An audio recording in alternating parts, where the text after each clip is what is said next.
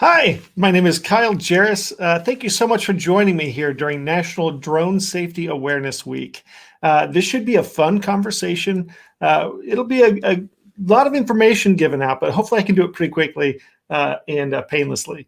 So thanks for coming along. This is how can we use drones in STEAM education? And the short answer, if you leave right now, is it's easy.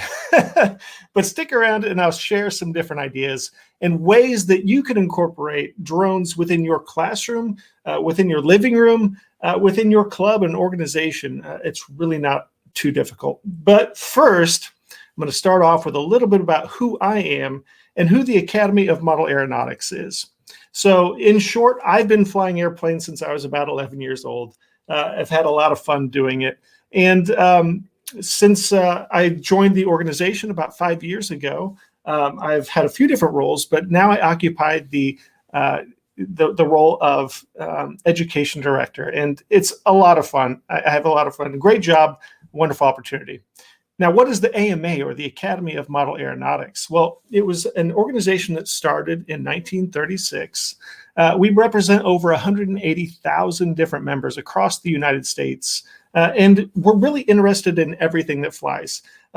Traditionally, it's all unmanned aviation that we're a part of, but of course, we love aviation in general. So whether it's a full-scale pilot that likes to fly model aircraft on the weekends, a full-scale pilot who's retired, or a private pilot, or just my kids at home that are having fun with airplanes, free flight models, and RC models.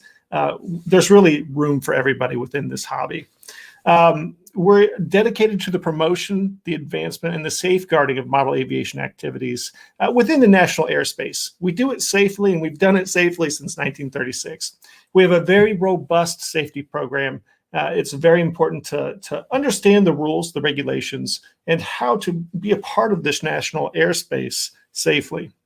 And that's what we're all about. We also, of course, partner with the NAA and the FAI in all things model aviation, and especially when it comes to some of the competitions, the international competitions, as well as records and those kinds of things. So let's move on to the next guy. And I'm going to bring up amaflightschool.org. This is kind of the niche for education within model aircraft. And there's a ton of great resources here all over the place. You can find everything in here from our junior camp to our educator toolkits. There's a lot of great resources available to everyone. So one of the things I wanted to point out really quickly with our website here is the Aerolab materials, our educational STEAM tools. And if you click on the Learn More there, you can see right in here. Thank you for my producer, Dylan, for following along and knocking this stuff out with me. So we've got videos here that really go over so many different fundamentals of aviation. There's the Aerolab there. There's Wings Over Indiana, which is a playlist as well. Rick Crosland leads that one up. Great resources. But there's also a lot of great resources as you scroll down for your classrooms. These were really developed in partnership with Arconic, which has now become HowMet. So many thanks to them for offering a grant that's enabled us to create this material. You've got everything from teacher's notes to classroom notes, quizzes, instructions, visuals. It's all there. There's a lot of great resources. And so you can download it all at once and then enjoy that at home or in your classrooms, or just pick, topic by topic. So definitely look into those resources. It's a great way to do it. Let's see here. I'm going to scroll down. We also have in our website our quick projects. Or actually, let's go ahead and talk about the, this slide here. Educator Toolkit, programs, activities. Some of those are quick projects. So let's jump into the quick projects section real quick. And you'll be able to see a lot of projects here. So during COVID, we've all learned to be a little bit more nimble and flexible when it comes to what we offer our students and educators. And these are all geared towards being model aviation activities that are low cost, hardly any barrier to entry. This is all free for people. You don't have to be a member of our organization to enjoy this. And it's using materials that you can probably find in your home already. So everything from, scissors, glue, string, those sorts of small things, to paper. If you've got a printer, you can really knock some of these out of the park, because we do have, of course, downloadable instructions and templates that are available. And we have videos. So, for instance, we'll just throw this one in. You might recognize that guy. But we do an introduction at each video, and we kind of go through the process of how this is built, what materials you might need, and really do our best to make it easy on people as they view these. Dylan, I don't know if you can play a little bit of this just with the audio, just so they can get a sample of kind of what some of these are like.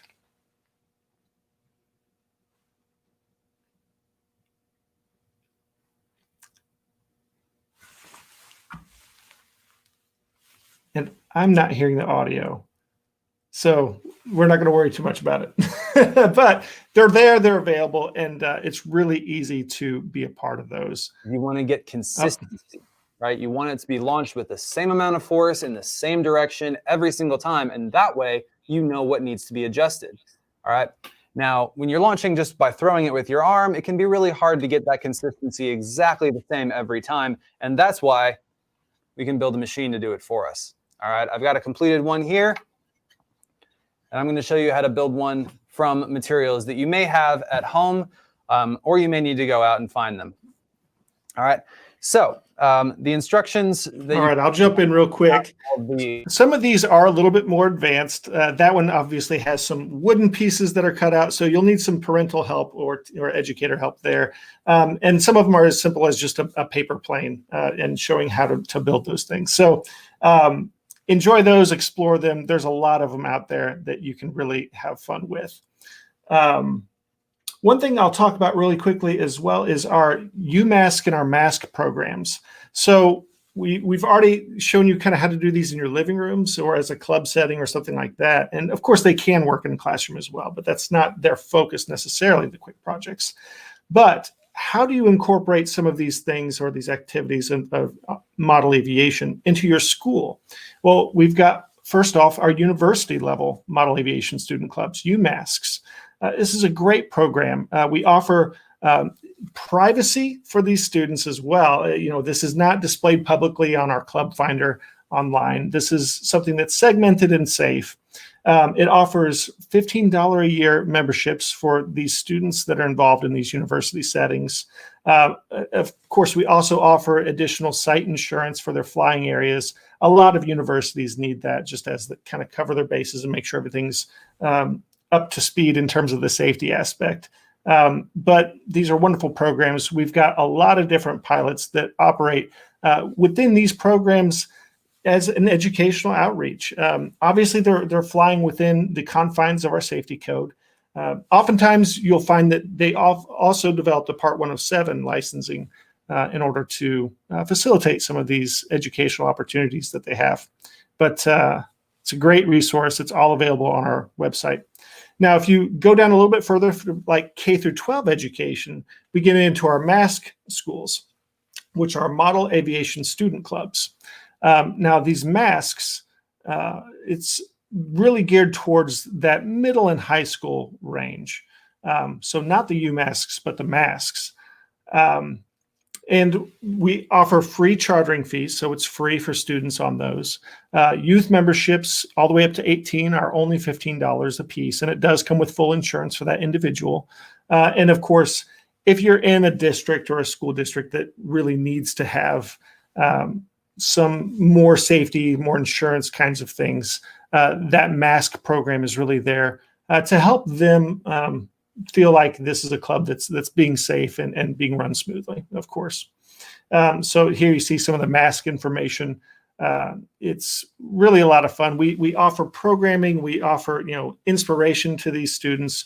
We're really working to develop more of the relationship with these individuals and these teachers that are really working to inspire the youth of today in all their aviation quests. And so model aviation is definitely a part of that. And it's something that we truly enjoy doing for these students.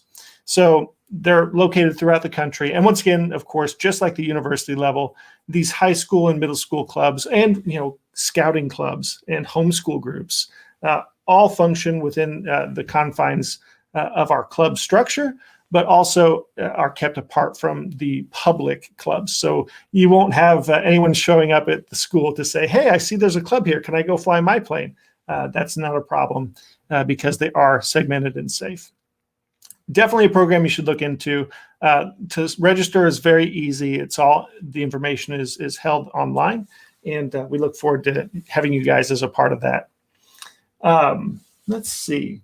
One of the things too that I kind of want to talk about that the AMA really is involved with is our competitions. Now there are competitions around the country. There are lots of different areas where you can go in and, depending on your skill sets, depending on the financial pieces that you have to that puzzle, and your goals, you can find something within drones that can really speak to the students and help them to learn and grow. Not only them, but you too. It's a lot of fun. One of the programs that we have found that we think is doing a great job is the Drones in School program. Tad Dowse began this in Ohio, but it's a national program, and it uses tiny whoops, which let me define that real quick. I think I've got a few right here. So tiny whoop is this little guy. This is a drone that is flown. It's very small. It has ducted fans, so it keeps things safe. If you hit a wall or something with that, it's not a problem. But he uses this kind of technology to teach kids a lot of these fundamentals. And we actually had a conversation with Tad not too long ago during our AMA Junior Camp. And so if Dylan wouldn't mind throwing some of this video up, you'll get to see from themselves how this program operates, what kinds of things that they look for and inspire for the kids. So enough of me talking. Let's play some of this video.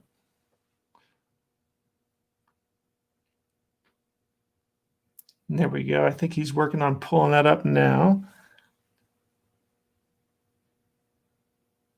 Teachers were.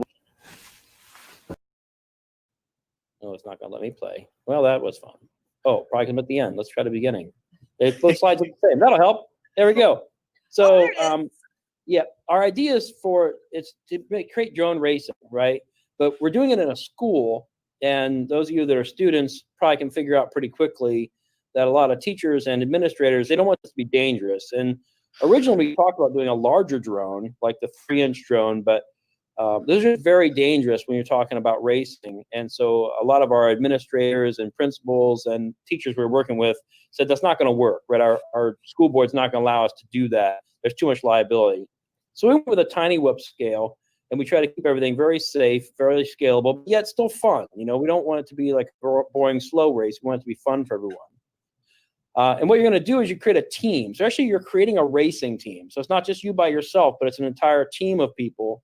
And so you go through all the the process of creating a racing team. If you're a NASCAR team, or an F1 team, whatever those might be, you have a project manager. You're going to create logos. You're going to do the manufacturing.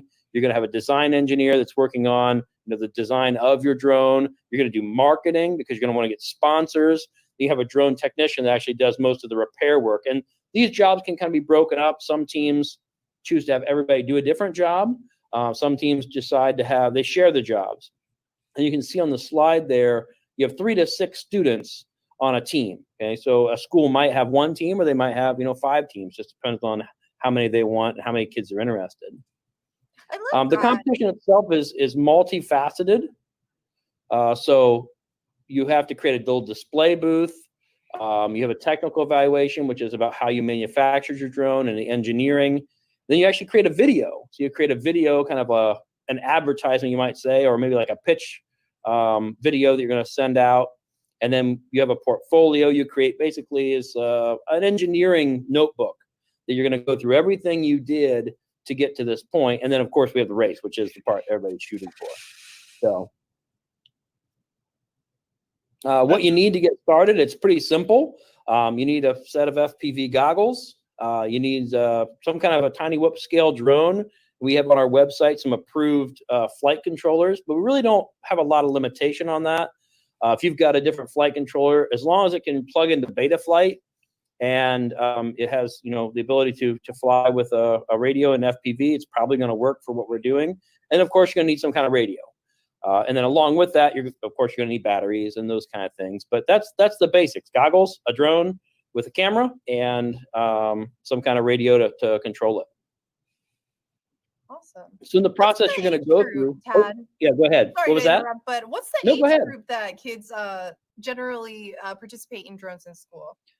Yeah, our competition is middle school and high school. So we have middle school division, which is 6th, 7th, and 8th graders. And then we have a high school division, which is 9, 10, 11, 12. And so you will compete in your kind of age range. You might race against everybody, depending on what size the race is that you go to, but the awards are separate. Oh, okay, cool.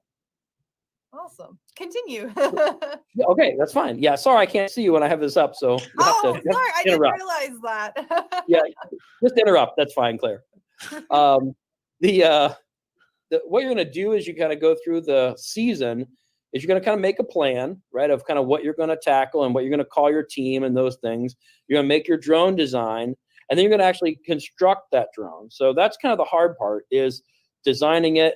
We have some tutorials on our website you can use. We have Autodesk Fusion tutorials, which is a free program you can get from Autodesk if you're a school or a student. And then we use Tinkercad, which is another free program.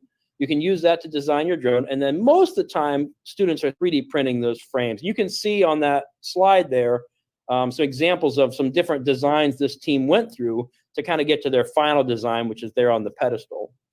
And that process is the testing, right? So you're gonna build something. It's probably not gonna work the first time. I mean, drones, it's a complicated process. Weight is a huge factor. Aerodynamics obviously is a huge factor. All those things kind of play into making this thing work.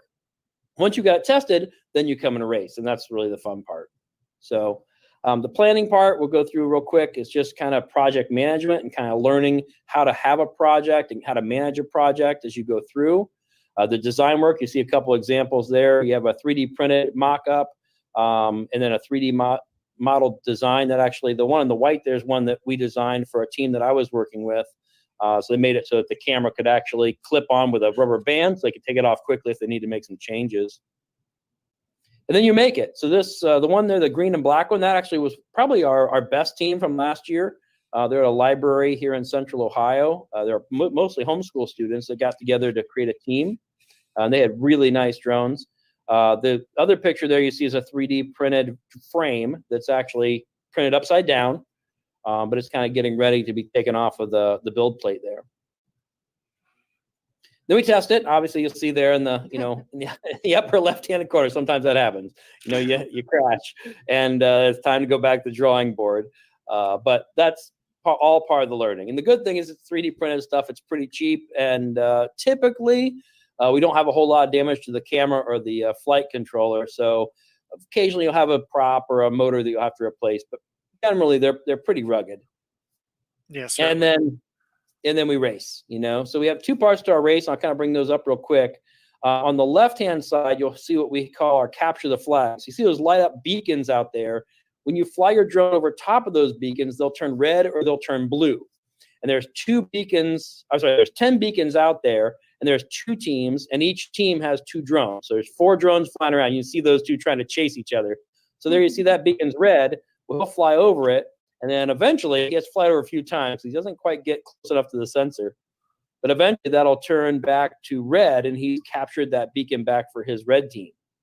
And it's a back and forth. It's a 2-minute competition. I think he gets it this time. There it goes, almost. Okay, but it takes a little bit of practice. There's red. Okay, so he's round to the next one. So he'll fly the next one and make that one red. So it's a back and forth kind of game. On the right-hand side of the screen, you'll see our FPV part of the competition, which is a traditional race. So you have some hoops and you've got some flags, and the drones are all piloted by camera, and they're wearing goggles, and they're flying those around as fast as they can in 2 minutes to try to get as many laps in as possible. So that's kind of cool. That looks so fun. It is a lot of fun. I say the Capture the Flag is a really fun event because it has that back and forth, and kids really get into it. So like, oh, I got 7. Oh, I got 4, and so they'll be going back and forth, and you have 2 drones, so everybody's cheering. It is a pretty fun time. Yeah. Well, it's such a great program, and especially because you're using components that are, off the shelf and relatively accessible in terms of the cost. And, it's not super involved to jump into beta flight. There's a ton of tutorials and training that's out there for that kind of material. But then, the idea that really is exciting for me from kind of a STEM idea and maybe even STEAM is that, you really are thinking about the engineering behind building that frame for each of these, that balance point between strength, durability, and the weight factor is really where I think a lot of those principles are brought to the forefront in this competition. And, it's I've heard Claire say it a lot of times, and I say it too, if we can trick kids into learning, right, we're doing great. And that's, how fun is this? This is an opportunity. We've had a few questions in the comment stream as far as where you're located and who can participate in this program. Sure. Yeah, I'm in Central Ohio. I'm about an hour north of Columbus, but this is open to anybody in the nation. We actually have a partner that's starting to work on maybe creating one in Canada to create some races up there. But we have a partnership we're hoping to launch here in the next couple weeks with an international partner who does a lot of drone racing to kind of be their STEM program. So we're really excited about that. Stay tuned to our Facebook page and our website. We'll be releasing that shortly. Great. That's awesome. Yeah, and anybody can participate. Like I said, doesn't have to be a school necessarily. Like I said, we have a homeschool group. You do have to find 3 people because there's a minimum team of 3. But if you had 3 siblings that were all high school or middle school age, you certainly could make that work.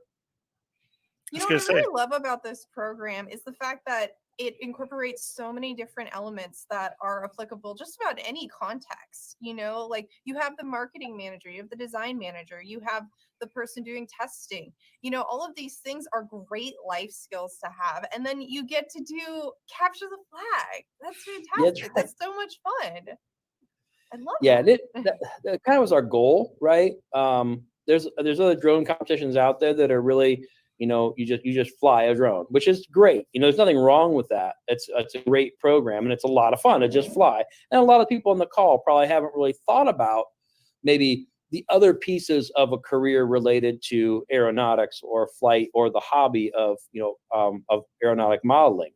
But this really brings all those in. So every company out there, if they're making model airplanes, they have to have somebody doing design work. They have to have somebody doing the marketing. They've got to have somebody doing videos and video production. So all those pieces go in. So we said, let's build a competition that allows kids to maybe find something they didn't really know they would love, and that could be a real career field for them.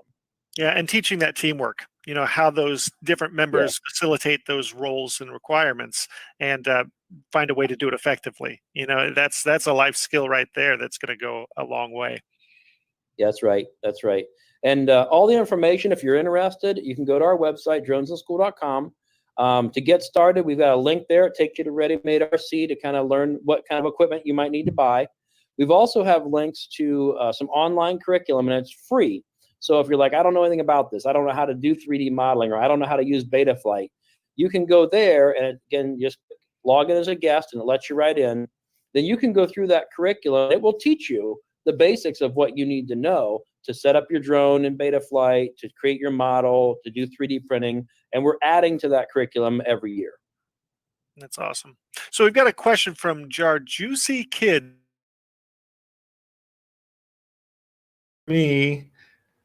Thank you so much to Tad on that discussion that we'd had during AMA Junior Camp, along with Claire. Had a lot of fun discussing that, but it can be really good for maybe your needs. If you've got access to a 3D printer, if your students would like to have that design challenge of thinking about the weight, the strength, the balance, the durability, the competition aspect, it's a really great program. Definitely check it out.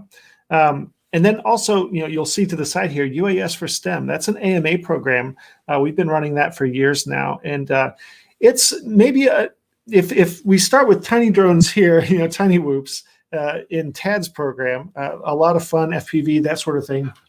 But you'll see behind me something that's more like UAS FORSTEM. It's a much larger drone, and it's a different skill set in a way, and a different goal, really. So utilizing our UAS FORSTEM program, it's a lot of fun for these students to get into. They're basically going to go through a training system that is all about our ground school and how to do these things safely. It's very similar to a full-fledged Part 107 training course in that it goes through all of these different fundamentals to make sure that they're doing these activities safely. You've got your fundamentals of flight, of SUAS, small unmanned aircraft systems, aviation meteorology. We talk about the National Airspace System, what the different classifications are for that airspace, and what the rules are that are associated with each of those. Aviation safety, aeromedical factors. So, obviously talking about when you should be flying and when you should not be flying. We go over radio communication, and then of course ethical airmanship. When to know when to call it, right? How to do these things safely. So it's a great program. All these courseworks, the teams, each individual member of the team has to go through this ground school before we even send them the pieces to make up the drone. And once they've all gone through and passed, we do send that drone out to these students. So each team gets the same basic set of equipment. So there's an even playing field there. Same with the battery packs and the technology around that. So, of course, it's a pairing of the, I guess I'd say, being able to fly line of sight as well as autonomous flight. It's very important that these students understand exactly how to build this thing, how to fix this thing, because that'll happen too, and then how to program a certain set of flight instructions that come from our judges in this competition. So they insert all these different parameters, all these different things that they have to do in the correct order, correct altitude, correct aircraft movements, and all of that. And it's basically a search and rescue mission. So they have to find different clues spread throughout the course. And then they also need to drop certain equipment down as a payload delivery system. So you'll see here some B-roll that's playing. I can actually just let that play and be quiet for a second. I don't know if we can pull the audio up on that, Dylan.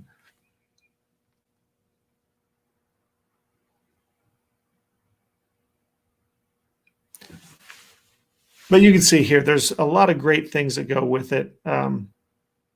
It's a really great program to check out. If you want more information on that, feel free to email me. Education@modelaircraft.org is a great way to get a hold of any one of our team and find out more information about that. So a great program. You can also see at the website there, UAS for STEM.